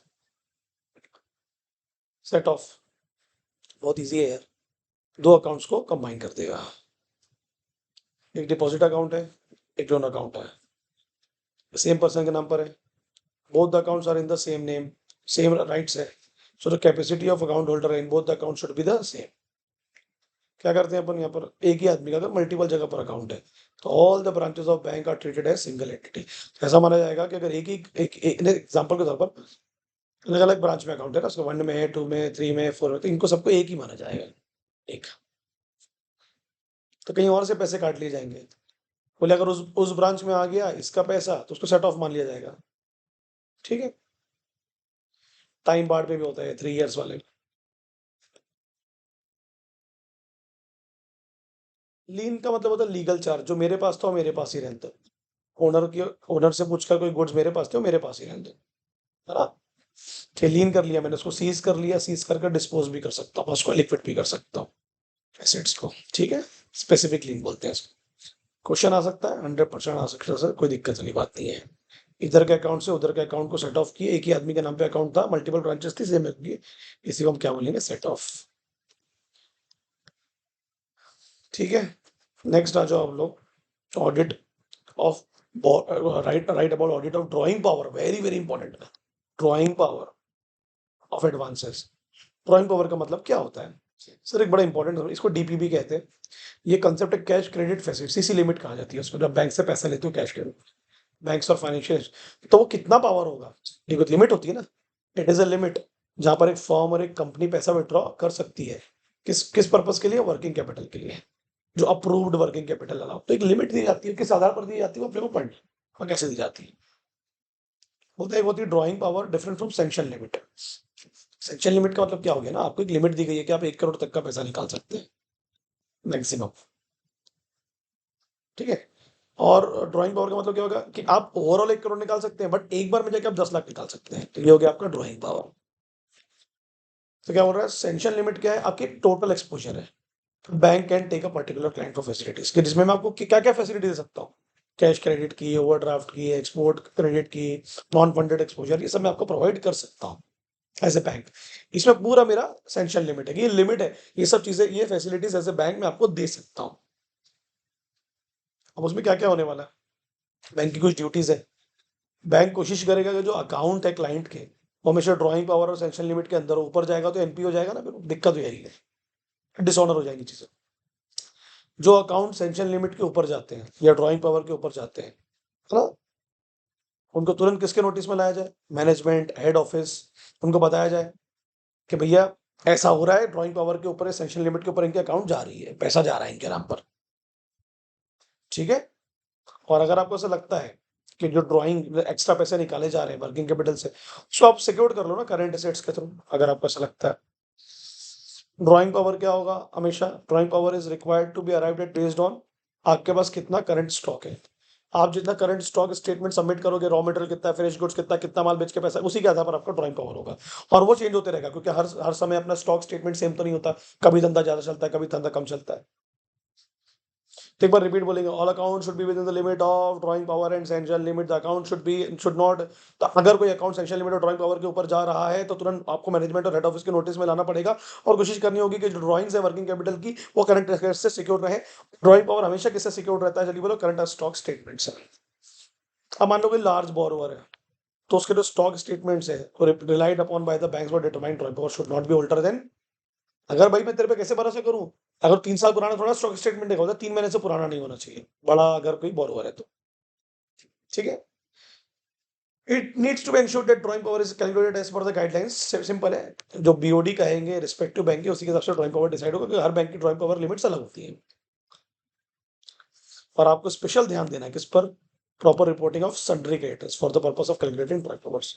जो भी आपके सन्ड्री क्रेडिटर्स है ना, उनका क्या ड्राइंग पावर होगा उस पर आपको स्पेशल ध्यान देना होगा, जिनसे आपको जो आपसे पैसे लेने वाले हैं उनकी बात हो रही है। ऑडिटर्स आपको किस चीज पे ध्यान देना होगा, स्टॉक स्टेटमेंट बिल्कुल, क्वार्टरली रिटर्न, अदर स्टेटमेंट्स, कौन सबमिट कर रहा है, बोरोवर, उसको डिटेल में स्क्रूटनाइज करो ये सब कुछ बराबर है कि नहीं है। एनुअल रिपोर्ट को ऑडिट करो, जो किसने सबमिट किया, बोरोवर ने, अपने धंधे से रिलेटेड होगी, अपने बिजनेस से रिलेटेड होगी। जल्दी बताओ, जो भी मंथली क्वार्टरली स्टॉक स्टेटमेंट है, जो ऑडिटेड अकाउंट्स है, शुड भी कंपेयर करो इस साल के अकाउंट्स को, इस साल के स्टेटमेंट को पिछले साल के अकाउंट से कंपेयर करो, देखो कोई चेंजेस तो नहीं है बहुत ज्यादा। स्टॉक ऑडिट एक और इंपॉर्टेंट क्वेश्चन, बोलता है ये स्टॉक ऑडिट कौन करेगा। सिंपल है, स्टॉक है कि नहीं आपके पास वो देखना पड़ेगा ना, ऐसे बैंक जाके, तो कौन करेगा, बैंक। क्यों सर, मैं अगर इतना सारा पैसा दे रहा हूँ, कितना पैसा दे रहा हूँ मैं, मोर देन 5 करोड़, तो मेरे को जाके तो देखना पड़ेगा ना सामने वाले का स्टॉक अवेलेबिलिटी है कि नहीं है, एज सिंपल एज दैट। बोलता है ऑडिटर भी एडवाइस दे सकता है स्टॉक ऑडिट को लेके, अगर सिचुएशन डिमांड करती है तो बैंक को। फिर मेंबर्स बैंक जो है, जब कंस्टोडियम नहीं होता है, जब आप मल्टीपल बैंक देते लोन, तो भी स्टॉक ऑडिट रिपोर्ट मांग, जैसे एसबीआई ने स्टॉक ऑडिट करके आ गया था, बाकी बैंक बोलेंगे अबे हमको भी रिपोर्ट सबमिट करो, है कि नहीं, जहां पर वो खुद लीडर नहीं है। और जो रिपोर्ट सबमिट की जाएगी किसके द्वारा, वो रिव्यू करना है आपको, है ना, फोकस करना है किस पर, जो स्टॉक ऑडिटर ने कमेंट्स किया उस पर, सिक्योरिटी की वैल्यूएशन निकाला उस पर, क्योंकि उसी के आधार पर अल्टीमेटली क्या होने वाला, ड्राइंग पावर डिसाइड होने वाला है। कई बार क्या होता है, बिजनेसमैन के साथ मिलकर फर्जी रिपोर्ट भी बनाते हैं ना, इसलिए तो उनके कमेंट चेक करूंगा, वैल्यूएशन चेक करूंगा, उसके हिसाब से डिसाइड करेंगे हम ड्राइंग पावर। ये कितना इजी, ये कंपलसरी क्वेश्चन आता है, कितने आ सकता है। Compute the drawing power for cash credit account limited for the month of March. अब देखो क्या क्या होगा, किसके आधार पर मिलता है अपने को, स्टॉक्स के आधार पर मिलता है। अपने पढ़ लिया ना किस किस के आधार पर अपने को स्टॉक ऑडिट के आधार पर मिलेगा। ठीक है, जो भी आपके ड्राइंग पावर्स होंगे उसके हिसाब से डिसाइड होंगे। कितना इजी क्वेश्चन है, आप लोग देख लो फटाफट। स्टॉक 50,000 का है, उसमें इंक्लूडिंग डेटर ऑफ, फिर डेटर्स कितने हैं, 45,000 के, उसमें जो डेटर है 5,000 का, वो इनवॉइस डेटेड 17/11/2021 की है। और अपने को कब का बनाया है, ठीक है, 2022 का, ये तो पुराने साल का हो गया, तो इसको हटा दो भाई। सर्टिफिकेटर कितने, 15,000 के, जो पैसा आपको देना है। सैंक्शन लिमिट ओवरऑल कितनी है, 45,000। ये तो ओवरऑल लिमिट है ना, कि ओवरऑल आप इतना पैसा निकाल सकते हो अलग अलग फॉर्म में। और जितने का भी स्टॉक होगा उस पर 20% की मार्जिन रखी जाएगी, और डेटर पर 50% की। मतलब अगर 100 रुपए का डेटर है तो आपको 50 रुपए का लोन मिलेगा, और 100 रुपए का अगर आपको लोन मिल रहा है स्टॉक पर, तो आपको 80 रुपए का लोन मिलेगा। लॉजिक समझा मैंने क्या बोला, इससे मार्जिन रखी जाएगी, क्योंकि डेटर के पैसे डूबने के चांसेस ज्यादा होते हैं। और बोलता है जो 3 महीने से पुराने डेटर्स हैं उनको इसमें कैलकुलेशन में नहीं लाया जाएगा। अब निकालते हैं, सिंपल है, बहुत ईजी है, कंप्यूटेशन और ड्राइंग पावर। 50,000 है, बिल्कुल है सर। इसमें जो अनपेड स्टॉक था, देखो कौन कौन सिंडिकेटर जाएगा पहले, क्योंकि ये पैसा जाने वाला है आपके पास से। पेड फॉर स्टॉक, ये जो पैसा आपको 35,000 रुपए, मार्जिन कितनी निकालेंगे, सिंपल है ना, इतना ही पैसा बचा ना भाई आपके पास में, ये तो पैसा आपके पास से जाने वाला है ना। क्लियर है कि नहीं क्लियर है, तो ये चले गया आपके पास से स्टॉक में से, 35,000 बचा। 35,000 का आपको कितना देना, स्टॉक का 20% मिलेगा आपको, तो इतना इतने का लोन मिल जाएगा आपको, बाकी का ऊपर कोलेट्रल हो गया। अब डेटर का कितना मिलने वाला था, 50%। डेटर कितना टोटल, 45,000, उसमें से 5 तो इनएलिजिबल है, ठीक है, वो हटा दो आप। एलिजिबल डेटर कितने हो गए, 40,000 का, 40,000 में कितने का लोन मिलने वाला है, 50%, 20। टोटल आपको कितना मिलेगा, आपकी ड्रॉइंग पावर कितनी हो गई, 48,000। अब आपकी सेंक्शन लिमिट कितनी देखो, सर सेंक्शन लिमिट तो मेरी 45 थी, तो ड्रॉइंग पावर तो उससे ज्यादा हो रहा है। तो रिस्ट्रिक्ट कर दिया जाएगा। बोलता है sanction limit in the cases, drawing power कितना है, so drawing power would be restricted to 45,000। Sanction limit को बढ़ाने से बेटर है कि ड्रॉइंग पावर को कम कर दो। ये क्वेश्चन आपको आ सकता है, फॉर्मूला याद रख लीजिए और इजी भी है। स्टॉक, अनपेड स्टॉक, जिसके पैसे मैंने नहीं दिया, मतलब जिसको मेरे को देना है, जिसको देना है तो माइनस करना पड़ेगा ना पैसे सिंडिकेटर्स को। क्लियर हो गया, समझ में आ गया। ये इजी क्वेश्चन है। एलिजिबिलिटी के ऑडिटर जो बैंक है उसको कौन अपॉइंट करता है, तो वही दिया हुआ है कि 141 में उसकी क्वालिफिकेशन होना। बैंकिंग कंपनी है तो शेयर होल्डर अपॉइंट करेंगे। नेशनलाइज बैंक है तो बीओडी अपॉइंट करेंगे आरबीआई के हिसाब से। अगर एसबीआई का बैंक है तो कैग अपॉइंट करेगा सीजी के हिसाब से। एसबीआई की सब्सिडरी है तो एसबीआई खुद अपॉइंट करेगा। रीजनल बैंक है तो उनका बीओडी अपॉइंट करेगा सीजी के हिसाब से। ठीक है, क्लियर। रेमुनरेशन है तो रेमुनरेशन 142 में है, आपको पता है। जो ऑडिटर ऑफ नेशनलाइज्ड बैंक और एसबीआई और आरआरबीज हैं, इनकी रेमुनरेशन कौन डिसाइड करेगा, RBI with the consultation of CG. और इनके जो पावर्स है वो हम लोग पढ़ चुके हैं कि बुक्स को इंस्पेक्ट कर सकते हैं, वाउचिंग कर सकते हैं, डॉक्यूमेंट्स कर सकते हैं, वो सब अपने को पता है। इजी चीज थी, खत्म होगी। क्वेश्चन नंबर 9 है, what are the matters engagement team discuss with conducting bank audit. जो भी एंगेजमेंट टीम के लोग होंगे जो बैंक ऑडिट करने के लिए गए, वो क्या मुद्दे डिस्कस करते होंगे आपस में बैठ के, उसके क्या एडवांटेजेस हैं, देखते हैं अपन लोग, समझते हैं, कोशिश करते हैं समझने की। बोलते एंगेजमेंट टीम डिस्कस करेगी। क्यों डिस्कस करेगी सर, 315 बोलता है अंडरस्टैंड करो एंटिटी को, उसके एनवायरमेंट को समझो, बैंक को समझो, उसके एनवायरमेंट को समझो, उसके इंटरनल कंट्रोल को समझो, है ना। उससे समझ में आ जाएगा आपका इंटरनल कंट्रोल अगर वीक है तो इसके चांसेस ज्यादा होंगे, स्ट्रॉन्ग है तो उसके चांसेस कम होंगे, आपको तो पता है। और नॉर्मली ये डिस्कशन कब होता है, जल्दी बताओ, प्लानिंग स्टेज पर। ठीक, किसके लिए, फ्यूचर रेफरेंस में काम आएगा कि हमने ऐसा डिस्कस किया था। कौन कौन से मैटर्स है जो आपको डिस्कस करने एंगेजमेंट टीम में, क्वेश्चन आ सकता है भाई। भाई कौन कौन सी गलतियां हैं जिसके चांसेस होने के चांसेस ज्यादा है, जिसके होने के चांसेस ज्यादा है। कौन कौन सी गलतियां जो पिछले सालों में देखी गई बैंक में। मेथड बाय विच, कौन से तरीके हैं जिससे वो फ्रॉड कर सकते हैं, है ना, बैंक के एम्प्लॉयज और बैंक में जो दूसरे काम करने वाले लोग हैं। रिगार्डिंग बैलेंसेस यानी बैलेंस शीट और डिस्क्लोजर्स। आपको as an auditor throughout the audit professional scepticism maintain करना होगा, अलर्टनेस ऑफ माइंड मेंटेन करना होगा। क्लियर है कि नहीं क्लियर है। जो भी रिस्क होंगे उसको लेके आपको रिस्पॉन्ड करना होगा, आपको अलर्ट रहना होगा ऐसी इन्फॉर्मेशन को लेकर, ऐसी कंडीशन को लेकर जो इंडिकेट कर रहा है कि there is a risk of material misstatement में अकॉर्ड। ठीक है, क्लियर है। बोलो, एरर जो ज्यादा होंगे, एरर जो वो हो चुके हैं, फ्रॉड हो सकता है बैंक पर्सनल के द्वारा, अदर्स के द्वारा, क्या मेंटेन करना है, प्रोफेशनल स्केप्टिज्म, हमेशा रिस्पॉन्ड करना एंगेजमेंट रिस्क को, और need to alert for information और other condition that indicate a material miss statement.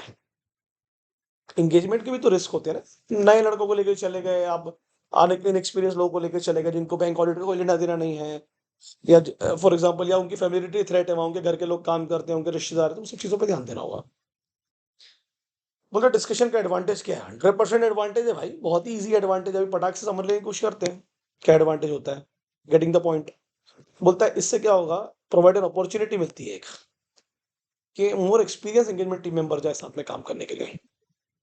उसमें क्या क्या कौन कौन रहता है, आपका एंगेजमेंट पार्टनर रहता है, वो अपनी इनसाइट्स जो उसका नॉलेज है वो शेयर करेगा, उसके आधार पर बैंक से रिलेटेड, एनवायरमेंट से रिलेटेड। रिस्क क्या हो सकता है कि बैंक कैसे, बैंक का नॉलेज, उसका एनवायरमेंट, उसका रिस्क।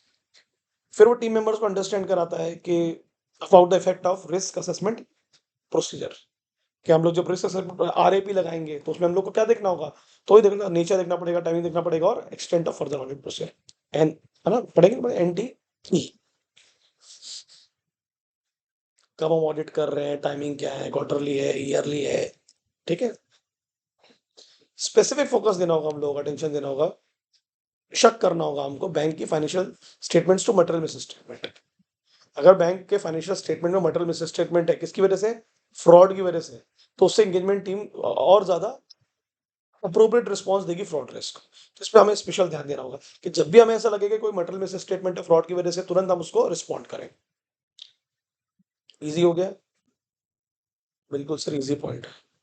अपॉर्चुनिटी दो, एक्सपीरियंस टीम लेके जाओ, एंगेजमेंट पार्टनर लेके जाओ, वो अपने इनसाइट शेयर करेगा, अपना नॉलेज शेयर करेगा, एनवायरमेंट बताएगा बैंक का, उससे रिलेटेड रिस्क बताएगा, वो अंडरस्टैंड कराएगा टीम मेंबर्स को कि कौन कौन से रिस्क असेसमेंट प्रोसीजर आप इंक्लूड कर सकते हो, कब किस प्रकार की होगी, कब इंक्लूड करेंगे, किस हद तक लेके जाएंगे। और स्पेशल ध्यान देना, अगर तुमको कोई शक है कि बैंक का जो फाइनेंशियल स्टेटमेंट होता है, तो बैंक फाइनेंशियल स्टेटमेंट क्या होता है, सिंपल है ना, साल के अंदर अगर उसमें कोई मटेरियल बेसिस स्टेटमेंट है और वो किस वजह से है, फ्रॉड की वजह से, तो उसमें क्या रिस्क हो सकते हैं, उस पर कैसे रिस्पॉन्ड करना है as a team.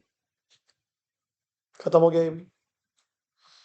Right, overview of conducting bank audit, initial consideration by an statutory auditor, बाहर वाले आदमी की बात हो रही है, एक्सटर्नल ऑडिटर की बात हो रही है। तो तब भाई तू जैसे ही जाएगा ना, सबसे पहले कम्युनिकेट करना प्रीवियस ऑडिटर से जो पहले ऑडिट करके जा चुका है। ठीक है, बोलता है clause 8 part 1 of first schedule chartered accountant, a chartered accountant in practice can not accept position as auditor previously held by, जब तक तुम उससे बात नहीं करोगे ना, उससे कम्युनिकेट नहीं करोगे कि आपने छोड़ दिया है ना, आप जा चुके हो, तभी वो आएगा, उसकी जगह नहीं लेनी है आपको, जब वो जगह से चले जाएगा तब उसकी जगह लेनी है। फिर उसके बाद में 220 तो आपको पता ही है, acceptance and continue of relationship, quality control for audit progress regarding the client relationship को एक्सेप्ट करना, है ना, रिस्क के साथ, इनहेरेंट रिस्क के साथ। आरबीआई ने बोला declaration of indebtedness, RBI has advised that the bank, जब भी बैंक अपॉइंट करेगा किसी भी एक्सटर्नल ऑडिटर को या किसी भी सेंट्रल ऑडिटर को, तो उससे एक डिक्लेरेशन ले इंडेप्ट के, तुम्हारा कोई लोन हमसे तो नहीं है। फिर वो एक्सटर्नल नहीं रहेगा ना, अगर बैंक से लेन देन है उसका, तो फिर तो वो तो बैंक के प्रति बायस हो जाएगा। फिर 210 क्या बोलता है, टर्म्स डिसाइड करो ऑडिट एंगेजमेंट के, है ना, हर ऑडिट करने से पहले आपको prior to each period to the auditor, auditor should agree to the terms and conditions, और उस टर्म्स एंड कंडीशन को क्या करो, डॉक्यूमेंटेड करो, कि कोई कंफ्यूजन ना हो आगे जाके फ्यूचर में। Audit firm should not undertake statutory audit assignments if they are associated with, बोलो ऐसा कोई काम मत करना भाई साहब, अगर बोलो जो इंटरनल असाइनमेंट से रिलेटेड हो। ठीक है, ऑलरेडी कोई काम उनके एम्प्लॉय कर चुके हैं, तो अगर आप भी वही काम कर रहे हो तो फिर आप भी एम्प्लॉय की श्रेणी में आ जाओगे उनके। अलग से कर रहे हो तो करो, उनके साथ मिलकर मत करो। ठीक है, और एक एंगेजमेंट टीम बना लो जिसमें क्वालिफाइड और एक्सपीरियंस लोग, on the basis of size, nature, complexity of banks operation. ये एक अच्छा क्वेश्चन बन सकता है। पिछले वाले ऑडिटर से कम्युनिकेट कर लो, उसके बिना आना मत, राइटिंग में कम्युनिकेट करके आना। 220 के हिसाब से quality control for audit work, अगर आपको अच्छा क्वालिटी कंट्रोल रखना ऑडिट वर्क का, तो क्लाइंट रिलेशनशिप को एक्सेप्ट करने के पहले बहुत सारी कंडीशंस देखनी पड़ती है। ठीक है, फिर डिक्लेरेशन ऑफ इंटेंट, अगर आपने कोई लेन देन बैंक से ही करके रखा है तो प्लीज उसका डिक्लेरेशन दें आप, है ना, चाहे बैंक है उसकी किसी ब्रांच से भी लियो तब भी आपको बताना पड़ेगा, नहीं तो बायस हो जाओगे, थ्रेट आ जाएगा आपको वहाँ पर। 210 क्या बोलता है, टर्म्स को एक्सेप्ट कर लो ऑडिट एंगेजमेंट की, उसको डॉक्यूमेंट करवा लो। हर साल करना पड़ता है, आपको पता है ना, हर साल वो टर्म्स एंगेज करनी पड़ती है, अगले साल काम करना है, अगले साल काम करना है, अगले साल काम करना है। इंटरनल असाइनमेंट को अपने असाइनमेंट्स के साथ एसोसिएट मत करो, और एंगेजमेंट टीम बनाओ as per the size, nature, complexity के हिसाब से, क्वालिफाइड और एक्सपीरियंस टीम। बैंक को समझो, उसके एनवायरमेंट को समझो, उसके अकाउंटिंग प्रोसेस को समझो, है ना, और ये सब समझने के बाद आइडेंटिफाई करो, एसेस करो क्या रिस्क ऑफ, अगर वो मिलता है तो उसके हिसाब से डिजाइन करो, परफॉर्म करो क्या फर्दर ऑडिट प्रोसीजर। 1 लाख बार पढ़ चुके हैं अपन, कैसे याद करेंगे, पहले एंटिटी को समझो, उसके एनवायरमेंट को समझो, उसके कंट्रोल को समझो, आइडेंटिफाई एसेस करो कि ROMM है क्या, अगर है तो आपको फिर लगानी पड़ेगी audit procedure, substantive audit procedure, नहीं है तो आप वैसे ही आगे बढ़ जाएंगे कंपैरिजन करते हुए। एंगेजमेंट टीम के डिस्कशन होंगे बिल्कुल बेटर अंडरस्टैंडिंग के लिए। ठीक है, उसके इंटरनल कंट्रोल को लेकर क्या क्या पोटेंशियल मिस स्टेटमेंट हो सकते हैं। फिर 300 के हिसाब से क्या बनाओगे आप, ऑडिट प्लान बनाओगे, बनाना पड़ेगा नहीं बनाएगा, उसमें सबका इन्वॉल्वमेंट रहेगा, जितने भी की मेंबर्स हैं, बिल्कुल सर बिल्कुल बनाना पड़ेगा। फिर ऑडिट मटेरियलिटी, कहाँ से चेक करना है चीज़ों को, मटेरियलिटी का तो मतलब ये होता है ना, कहाँ से चेक करना है चीज़ों को। एक अमाउंट होगा, एक नंबर होगा, उस नंबर के चीज़ें नीचे चेक नहीं होंगी, उसके ऊपर चेक होंगी। मतलब जैसे आपने बोला कि अगर 5,000 का कोई भी डेट डूबता है, 5,000 का कोई भी डेट होगा, मैंने अगर बैंक को चेक किया तो मैंने देखा यहाँ बहुत लफड़े होते हैं, तो 5,000 के ऊपर का कोई भी अमाउंट में अगर गड़बड़ हुई तो मैं चेक करूंगा, 5,000 के नीचे वालों को चेक नहीं करूंगा, दैट इज मटेरियलिटी लेवल हुआ। 5,000 के पढ़े याद है, ये हो गया आपका मटेरियलिटी लेवल। यहाँ से मैं चेक करूंगा, इसके ऊपर चेक करूंगा जो भी अगर ट्रांजेक्शन में गड़बड़ी। पर आपने देखा कि कुछ 4,000 के ट्रांजेक्शन में भी बहुत गड़बड़ हो रही है, तो आपने बोला यार एक काम करता हूँ, मेरा मटेरियलिटी लेवल तो 5,000 का, बट मैं 4,000 के ट्रांजेक्शन भी चेक करूंगा, तो ये होगा आपका परफॉर्मेंस मटेरियलिटी। पढ़ेंगे नहीं पढ़े अपने, इन दोनों को मिला लेते हैं तो क्या हो जाता है, ओवरऑल मटेरियलिटी। ये जो टॉपिक है ना, ये रिस्क असेसमेंट में ही है, और अपने बहुत अच्छे से पढ़े थे। तो मटेरियलिटी से रिलेटेड जो जो भी होगा वो प्लीज सब कुछ पढ़ डालना, बेंचमार्क एंड ऑल दैट, सब कुछ पढ़ डालना। फिर आप क्या करेंगे, ठीक है ये तो हो गया। मटेरियलिटी से आपका क्या डिसाइड होता है, रिस्क। अमाउंट जितना बड़ा करते जाओगे आप, जल्दी बताओ, अमाउंट जितना बड़ा करते जाओगे तो रिस्क कम होगा कि बढ़ेगा, सोचो। जैसे कोई आपको बोल रहा है नहीं यार 5,000 के अमाउंट नहीं चेक करूंगा, मैं 10,000 के करूंगा, तो ये सब नीचे के छूट जाएंगे, तो फिर रिस्क कम हो रहा है ना। और आप जितने नीचे से चेक करोगे मतलब रिस्क ज्यादा है, इनवर्स रिलेशन हो जाता है। और ये कैसे डिसाइड करोगे कि कौन से अमाउंट से चेक करना है, उसके साथ में ऑडिट रिस्क क्या होगा, ये आपका प्रोफेशनल जजमेंट, आपका एक्सपीरियंस बताते हैं। फिर आपको ये भी देखना होगा कि वो बैंक गोइंग कंसर्न है कि नहीं 570 के हिसाब से। कोई ऐसे इवेंट और कंडीशन तो नहीं है जो सिग्निफिकेंट डाउट क्रिएट कर रहे हैं बैंक के ऐसे गोइंग कंसर्न होने पर। कोई मनी लॉन्ड्रिंग के केसेस तो नहीं, ब्लैक मनी तो ट्रांसफर नहीं हो रहा है बैंक में। आपको अपने कस्टमर्स पता होने चाहिए, कहीं ब्लैक मनी को तो रखा नहीं जा रहा है बैंकों के अंदर डिपॉजिट के रूप में। ठीक है? तो ऐसी पॉलिसीज बनाओ, ऐसी प्रोसीजर बनाओ कि ऐसे लोग आपके बैंकों में पैसा जमा ना करें। थ्रू आउट द ऑडिट आप 240 मेंटेन करो। क्या बोलता है प्रोफेशनल स्केप्टिज्म, अलर्ट रखे अपने माइंड को, अफेक्ट ना हो। Stress testing, RBI has required all the commercial bank put in a place a broad approved stress testing framework to suit their individual requirement which will integrate into the risk management system।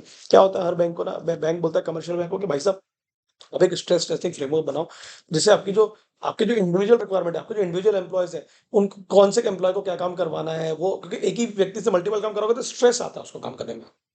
ठीक है? उससे management पे भी stress, हम भी सही तरीके से काम करके इंडिविजुअल रिक्वायरमेंट क्या होगी, कौन से व्यक्ति से क्या काम करवाना, उसकी क्वालिफिकेशन क्या होगी, किसको, है ना? उससे जो स्ट्रेस है वो डिवाइड हो जाएगा, मैनेजमेंट पे भी स्ट्रेस नहीं आएगा। एक सेकंड रुक जाओ, खत्म हो गया भाई चैप्टर, बस फिनिश हो गया। तुरंत रिवाइज कर लेना प्लीज।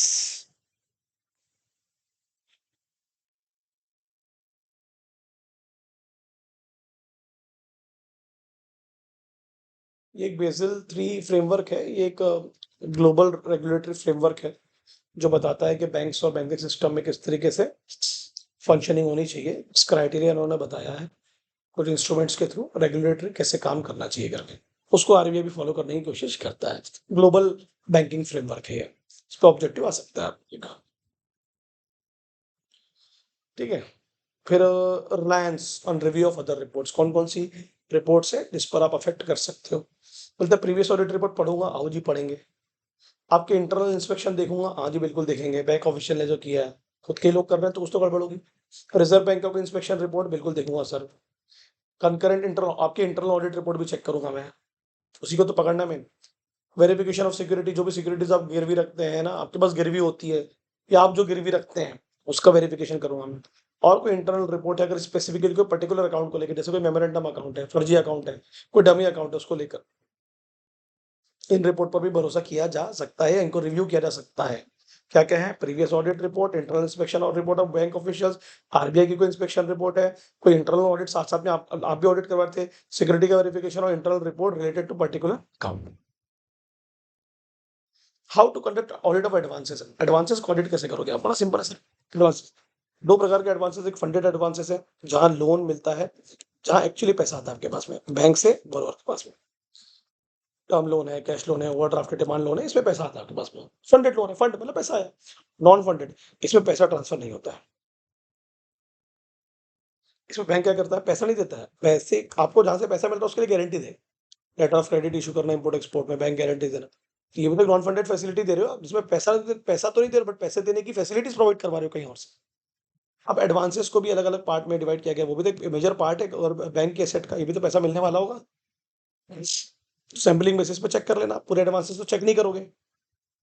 अब ये एक नोट लिखा है यहाँ पर, कोई भी ऐसा एडवांस है उसको हम लार्ज एडवांस कब मानेंगे, अगर वो ईयर एंड में कितना हो रहा है बताओ, ये तो 2 करोड़ या टोटल जो एडवांसेस थे उसका 5 करोड़, चाहे वो बोलो चाहे ब्रांच मिला के क्यों ना हो, विच एवर इज लेस, उसको हम क्या मानेंगे, लार्ज एडवांस।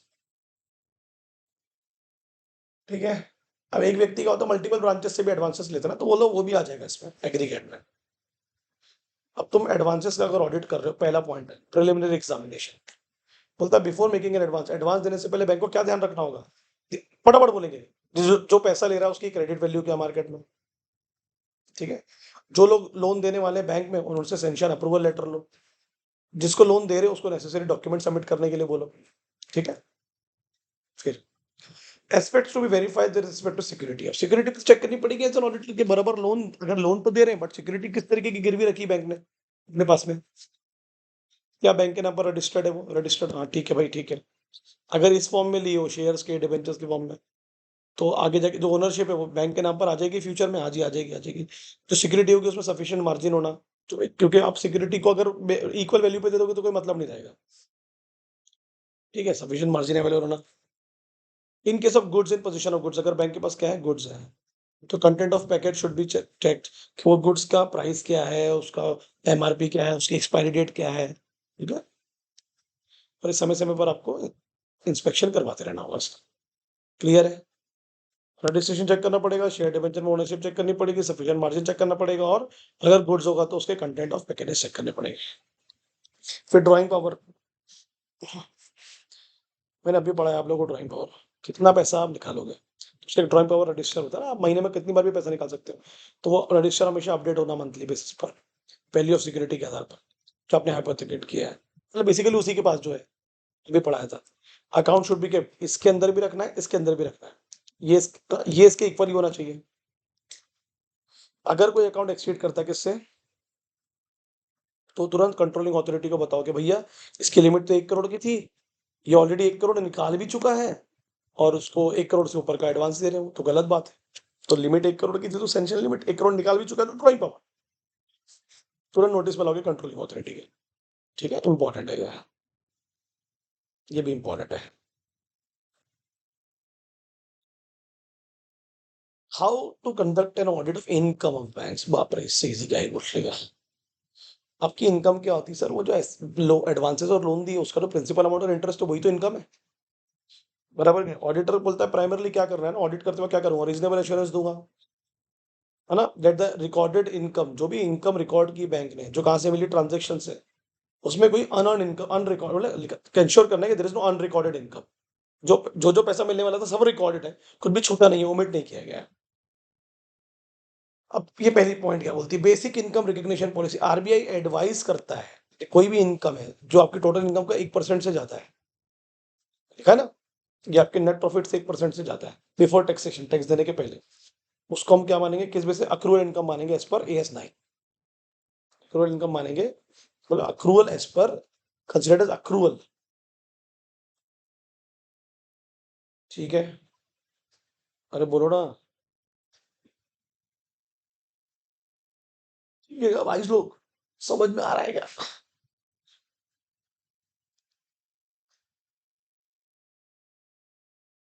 है ना,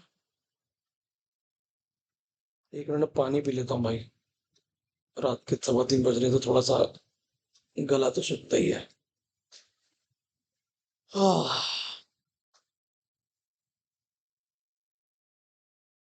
कोई भी इनकम है अगर 1% से ज्यादा है और 1% ऑफ टोटल इनकम या 1% नेट इनकम, उसको अक्रूवल बेसिस पे, मतलब रेवेन्यू रिकग्निशन,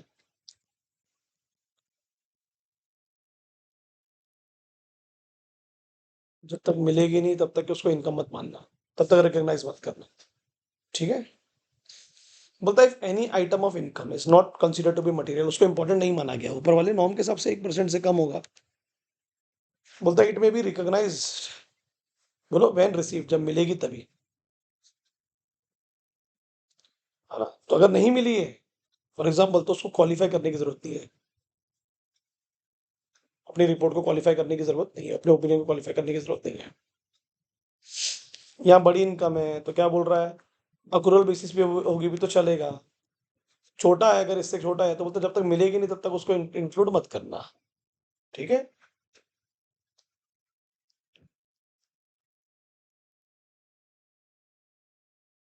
बोलता है it is an essential condition for accrual of income that it should not be unreasonable to expect ultimate collection. What is it should not be unreasonable to expect its ultimate collection, आप पैसा मिलने वाला है तो reasonability तो होना ना, certainty तो होना कि हाँ अभी मिला नहीं बट मिल तो जाएगा ही, तभी तो अक्रूवल मानेंगे। अगर उसका कलेक्शन होना ही क्या है, अनरीजनेबल है भाई, ये तो मिलने ही नहीं वाली, तो फिर उसको अक्रूवल क्यों मानेंगे। अक्रूवल का मतलब क्या होता है, बिल रिसिप्ट, कि मिल ही जाएगा, जिसके चांसेस है। फिर कुछ वेरियस इनकम है, इंटरेस्ट इनकम कमाते हैं लोग, एनपीए पर इंटरेस्ट मिलता है इन लोग, हाँ सर 100%।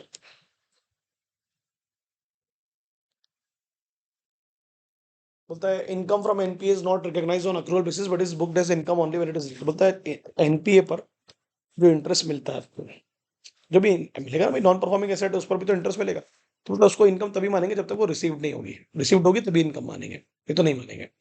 फिर जो इंटरेस्ट मिलता है आपको काय पे, एडवांस पर, उसको इनकम कब मानोगे आप? जब वो ड्यू डेट पर आपको मिलेगा, है ना?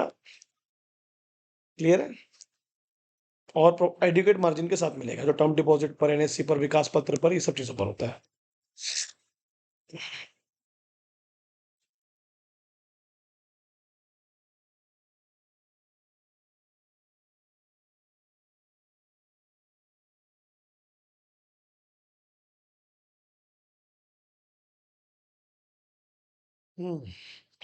ये एक बहुत इंपॉर्टेंट चीज़ है, रिवर्सल ऑफ इनकम। इस पे सेपरेट क्वेश्चन आ सकता है आपको। मैं इसको देखता हूँ कहीं नीचे दिया होगा। हाँ, मैं इसको तुरंत याद करा रहा हूँ, आईएमपी। बोलता जो पैसा मिला नहीं है ना, उसको जबरदस्ती मत दिखाओ। जो गलती से पोस्ट हो गया है ना, उसको रिवर्स करो एंट्री को। रेक्टिफिकेशन पढ़ते थे ना, बोलता अगर आपने कोई एडवांस या कोई बिल्स या कोई भी एनपीए इशू किया था, लेकिन डिस्काउंट किया था कोई बिल, उसको एनपीए कब मानेंगे? Becomes NPA. या फिर कोई भी एडवांस था, बिल था या डिस्काउंट थे, वो एनपीए हो गया कब? Closing of any year. उस पे जो इंटरेस्ट अक्रूड था, जो आपने कहाँ पर क्रेडिट शो कर दिया था? इनकम पर, पास पीरियड पे। पिछले साल ही आपने, पिछले ही कुछ टाइम, पिछले महीने का आपने आने वाले इनकम, आने वाले टाइम का जो इनकम था, इंटरेस्ट था, आपने उसको पहले ही दिखा दिया कि तो मिलने ही वाला है। उसको रिवर्स करो बोलता है। बताओ कि नहीं रियलाइज हुआ है, मिला नहीं है अभी तक, चाहे वो गवर्नमेंट गारंटी के क्यों ना हो। बोलता जो एंटायर इंटरेस्ट था, अक्रूड था, जो आपने क्रेडिट कर दिया था इनकम अकाउंट पर, कि हाँ ये तो पैसा मिल ही गया, पिछले पिछले पीरियड के आने वाले पीरियड का भी पिछले पीरियड में ऐड कर दिया, तो वो रिवर्स करो बोलता है। ये एनपीए से रिलेटेड पॉइंट हो गया। ये बात हो गई एनपीए से रिलेटेड। अब बोलते हैं इंटरेस्ट ऑफ एनपीए। अब उसमें क्या होता है? कुछ फीस होती है, कुछ कमीशन होते हैं, कुछ सिमिलर इनकम होती है। बोलता है that have accrued should cease to be accrued in the current period. मिलने वाली थी बट नहीं मिली ना, मिलने वाला था वो कमीशन फीस आपको, बट नहीं मिला, तो उसको भी रिवर्स करो। ठीक है? पैसा मिलने वाला था बट नहीं मिला ना, अभी तक अनकलेक्टेड है, तो उसको भी रिवर्स करो। उसकी एंट्री भी दिखाने की जरूरत नहीं है। और अगर बोलता है गलत तरीके से रिकॉग्नाइज कर दिया है आपने कि हाँ ये पैसा हमने कमा लिया है, तो उसको भी रिवर्स करो, उस इंटरेस्ट को, उस प्रिंसिपल अमाउंट को, जो करंट ईयर में आप शो कर रहे हो। और दूसरी बात, रिवर्स करो और उसके लिए क्या बनाओ? प्रोविजन बनाना पड़ेगा। है ना?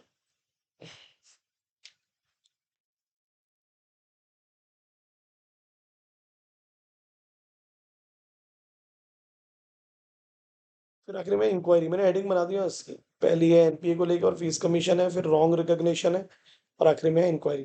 तो ऑडिटर इंक्वायरी भी कर सकता है। और कोई लार्ज डेबिट्स है इंटरेस्ट इनकम पर, जो अभी तक एक्सप्लेन नहीं किया गया। इंटरेस्ट इनकम को लेके बहुत सारा पैसा कर आपका है, डेबिट पर है भी, मिला नहीं है आपको, तो उसको एक्सप्लेन करना पड़ेगा ना, आपको इंक्वायरी करनी पड़ेगी, बोरोवर से पूछना पड़ेगा। आप बताओ भाई, आपसे कहीं ज़्यादा तो नहीं ले लिया है, कम तो नहीं ले लिया, वो डिफरेंस समझ में आ जाएगा आपको कि ये दिखा रहे हैं इनको 15% इंटरेस्ट मिला है, आपसे पूछने और पता चला इन्होंने तो 8% ही चार्ज किया था, 7% का डिफरेंस कहाँ से आ रहा है? ये डिफरेंस अपने को पता चल जाता है। ठीक है भाई, देख लो एक बार, पढ़ लो इसको, सामने रखो आपके।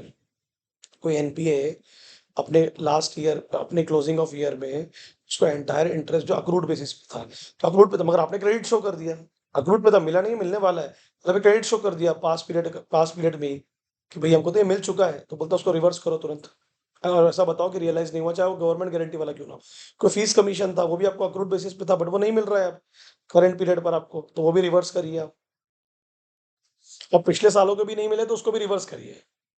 कोई रॉन्गली रिकॉग्नाइज इनकम आपने डाल दिया है करंट करंट ईयर में, तो उसको भी रिवर्स करिए, उसमें प्रोविजन बनाइए इक्विवेलेंट अमाउंट का, if it was recognised as income in the previous year.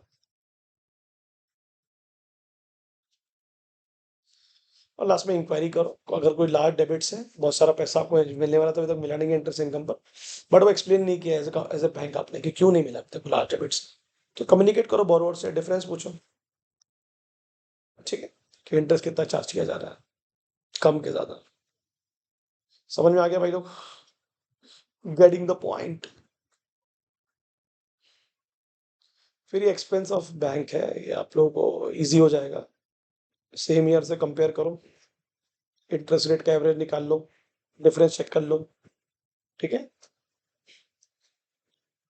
Interest देती है ना बैंक, उस पर प्रीवियस ईयर से कंपेयर कर लो, सेम ईयर से कंपेयर कर लो, एवरेज रेट निकाल लो, प्रीवियस ईयर से कंपेयर कर लो, पिछले साल के डिपॉजिट्स में आप कितना इंटरेस्ट देते थे करस्पॉन्डिंग फिगर पर, उसमें डिफरेंसेस निकाल लो। ठीक है? फिर ये इंटरेस्ट रेट है, interest rate, period of interest, interest provide, इस पे मिलता है ना सेविंग अकाउंट पर, फिक्स डिपॉजिट पर। तो बेसिक रूल क्या है, इंटरेस्ट रेट इनके हिसाब से होते हैं अपने खुद के, आरबीआई के गाइडलाइंस के हिसाब से, एग्रीमेंट के हिसाब से लेंडर है ना डिपॉजिटर। फिक्स डिपॉजिट जो होते हैं उनका इंटरेस्ट रेट भी होगा है ना, interest rate in the accounting system और in accounting with the interest rate mention in the, यहाँ आपको लिखना पड़ेगा वो इंटरेस्ट रेट फिक्स डिपॉजिट। और इनके सब inter branch balances, interest has been provided at a rate prescribed by the head office. अगर एक ब्रांच का इंटरेस्ट किसी और ब्रांच के एक ही क्लाइंट है, उसका मल्टीपल ब्रांच में अकाउंट है, तो बोलते फिर वो ये डिसाइड करेंगे कि कितना उसको इंटरेस्ट देना है।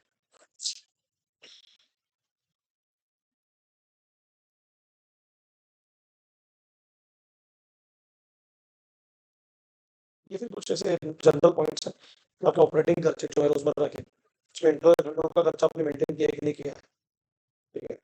फिर audit should also verify the expense with respect to जो डॉक्यूमेंट्स आप मेंटेन कर रहे हो, है ना, एविडेंस, डॉक्यूमेंट मेंटेन कर रहे हैं एक्सपेंसेस, तो उसकी डॉक्यूमेंटेशन मेंटेन करो ना, कितना खर्चा किया गया कि उसका भी खर्चा होता है आपका इनवॉइस और रिसिप्ट्स का को मेंटेन करने का, क्योंकि इशू करते हैं ना, अल्टीमेटली फिर आगे क्या कर सकते हैं, ऑडिट का प्रोसीजर परफॉर्म कर सकते हैं चेक करने के लिए रिजनेबिलिटी ऑफ एक्सपेंडिचर, प्रीवियस से कंपेयर करोगे, रेशियो देखोगे, ट्रेंड देखोगे, पास्ट एनालिसिस करोगे, ये तो करते हैं।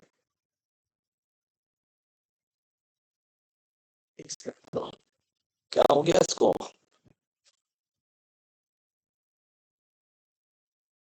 ये मैं लास्ट टॉपिक पढ़ा रहा हूँ, audit of provision and contingencies. सबको तो नाम समझते ही प्रोविजंस का पैसों का, और कॉन्टिजेंसी मतलब इमरजेंसी होता है, इन रिस्पेक्ट ऑफ एनपीए। एक सेकंड, अच्छा, so the auditor should ascertain compliance with the various regulatory for the classification of loan and receivables into standard। कौन सा एनपीए कहना है, एसेट कहना है उसको, स्टैंडर्ड कहना है, सब स्टैंडर्ड कहना है, डाउटफुल कहना है, लॉस कहना है, नॉन परफॉर्मिंग कहना है, उसके फिर किस प्रकार की प्रोविजनिंग बनानी है वो सब चेक करना पड़ता है ना। तो auditor should obtain the tax provision from the bank management.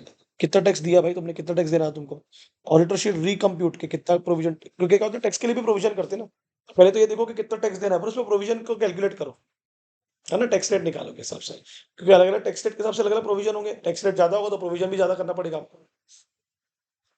और अदर प्रोविजंस फॉर एक्सपेंडिचर भी आप कर सकते हैं, ठीक है। ये क्वेश्चन आ सकता है जो बैंक ने जो प्रोविजंस किए हैं कॉन्टिजेंसी को लेकर, वो सही है या गलत है। एक सेकंड रुक जाओ, मैं आपको थोड़ा सा एक चीज दिखा देता हूँ जिससे आपको चीजें आसान हो जाएंगी।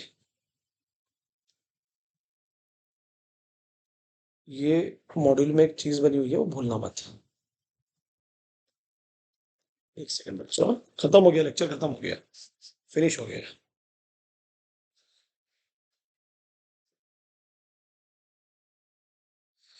क्या हो गया रे काका,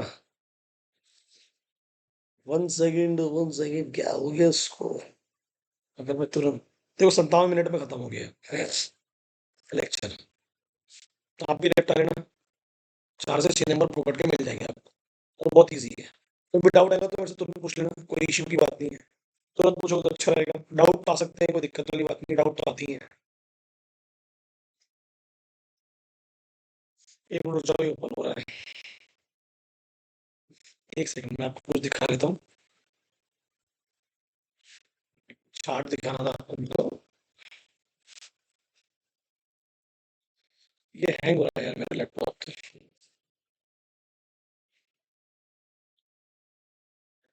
सॉरी, व्हाट हैपन।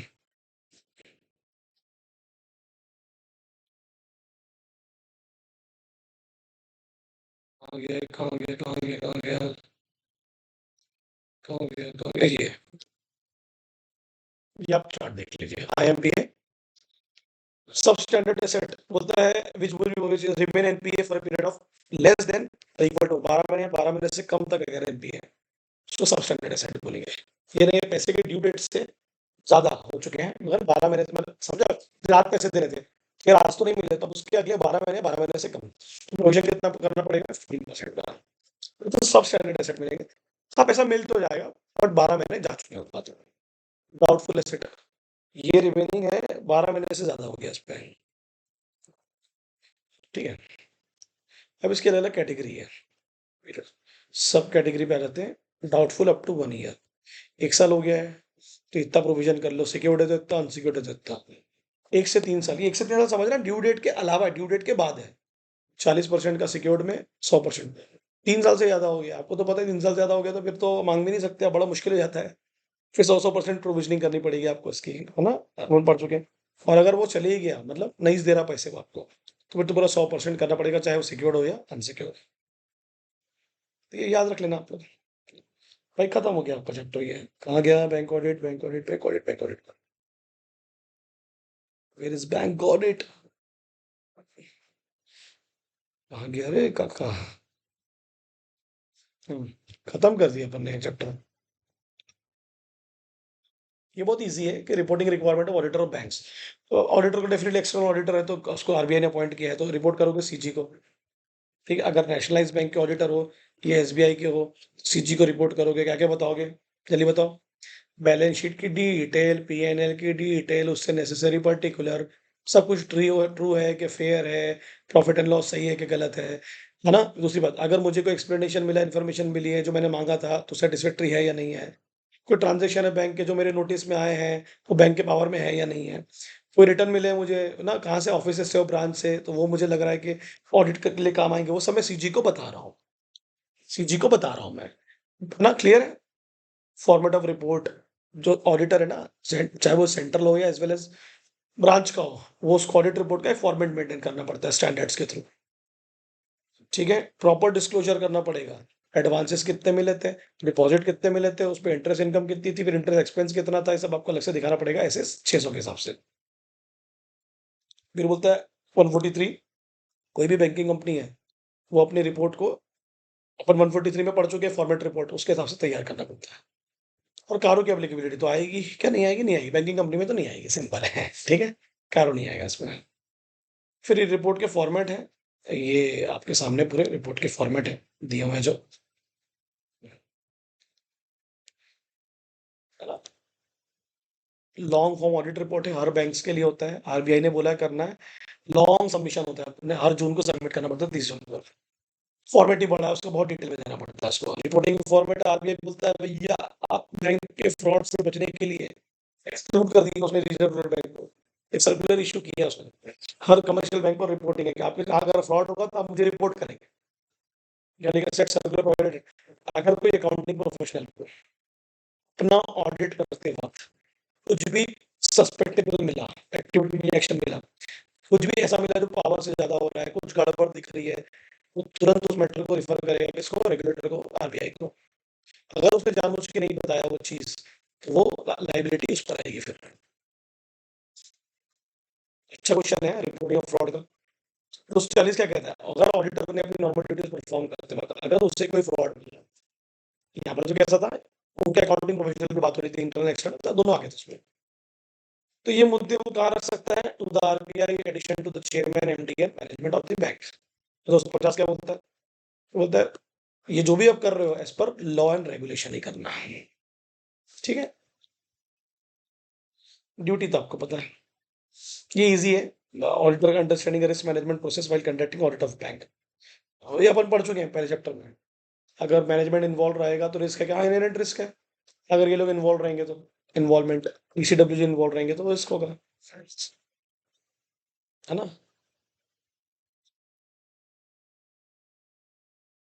आपको रिस्क पॉलिसीज बनानी होगी टीसीडब्ल्यूजी को, बैंक के बिजनेस ऑब्जेक्टिव और स्ट्रेटेजी के हिसाब से। इन पे थोपा जा रहा है ना, बनाओ बेटा पॉलिसीज। रिस्क में क्या क्या होना, कि कौन कौन से रिस्क है जो बैंक के गोल को अचीव करने से रोक सकते हैं, उनको आइडेंटिफाई करो, उनको मेजर करो, उनको मॉनिटर करो। ना बैंक को ये देखना होगा कि should approach control to manage its, अपने रिस्क को मैनेज कैसे करूंगा, ड्यूटीज को सेग्रीगेट कैसे करूंगा, वेरीफाई कैसे करूंगा, अप्रूव कैसे करूंगा ट्रांजेक्शन्स को, फिजिकल सिक्योरिटी कौन संभालेगा, ये सब चीजें बैंक को डिसाइड करनी पड़ेगी। पहला क्या बोल रहा है, जल्दी बताओ? बोलता है टीसीडब्ल्यूजी को जिम्मेदारी दो कि वो रिस्क मैनेजमेंट पॉलिसीज बनाए बैंक के ऑब्जेक्टिव और स्ट्रेटजी के हिसाब से और रेगुलेटरी रिक्वायरमेंट के हिसाब से। फिर बोलता है आइडेंटिफाई करो, मेजर करो, मॉनिटर करो, किसको? रिस्क को। रिस्क अगर बैंक के गोल को अफेक्ट कर रहा है तो उसको आइडेंटिफाई करो, मेजर करो, उसको मॉनिटर करो, उसके लिमिट्स करो और हाँ, रिड्यूस करो। फिर बोलता है control, bank should have appropriate control to manage, bank के पास एक इनफ कंट्रोल्स होना जो रिस्क को मैनेज करे। तो उसके लिए क्या करना पड़ेगा आपको? जैसे आप ड्यूटीज को बांट दो, क्लियर है कि नहीं? ट्रांज़ैक्शंस को वेरिफिकेशन अप्रूवल के बाद ही पूरा करो, फिजिकल सिक्योरिटी रखो अपने पास में, कॉन्टिजेंसी प्लानिंग रखो। और जो रिस्क मैनेजमेंट मॉडल्स है आपके, जो मेथोडोलॉजीज़ है, वो क्या मेजर करने के लिए बताओ? Measure and manage risk should be regularly assessed and updated. जो भी आपने पॉलिसीज़ बनाई हैं, जो भी मेथड्स बनाई हैं, किसको मैनेज करने के लिए रिस्क वो हम रेगुलर टाइम पर असेस करो और उसको अपडेट करते रहो। और bank require reliable information system, bank के पास एक सिस्टम होना, जिस पर कौन-कौन सा डेटा होना, फाइनेंशियल, ऑपरेशनल, कंप्लायंस इन्फॉर्मेशन हमेशा टाइमली बेसिस पर अवेलेबल होनी चाहिए। कर लेना भाई, ईज़ी है यार। ये तो लिस्ट ऑफ रिपोर्ट्स है जो एज़ अ ऑडिटर आपको सबमिट करनी है। वो इसमें दी हुई हैं कुछ, आप देख लो, कौन-कौन सी रिपोर्ट सबमिट करनी पड़ती है। कंट्रोल की ऑपरेटिव इफेक्टिवनेस, क्लियर है? एलएफएआर सबमिट करनी पड़ेगी। एसएलआर स्टैट्यूटरी रिक्वायरमेंट फुलफिल कर रहे हैं कि नहीं कर रहे हैं। ट्रेजरी ऑपरेशंस, आरबीआई के हिसाब से हो रहा है कि नहीं, खजाना कितना मेंटेन करना है बैंक को। कौन सी अकाउंटिंग पॉलिसी फॉलो करें इनकम रिकग्निशन में, एसेट क्लासिफिकेशन में, प्रोविजनिंग में, सब आपको बताना पड़ेगा। अगर कोई सीरियस इनक्यूरिटी है तो उसको रिपोर्ट कर रहे हो कि नहीं कर रहे हो, मैनेजमेंट के नजर में ला रहे हो कि नहीं ला रहे हो, बता रहे हो कि नहीं बता रहे हो, उन्होंने एक्शन लिया कि नहीं लिया।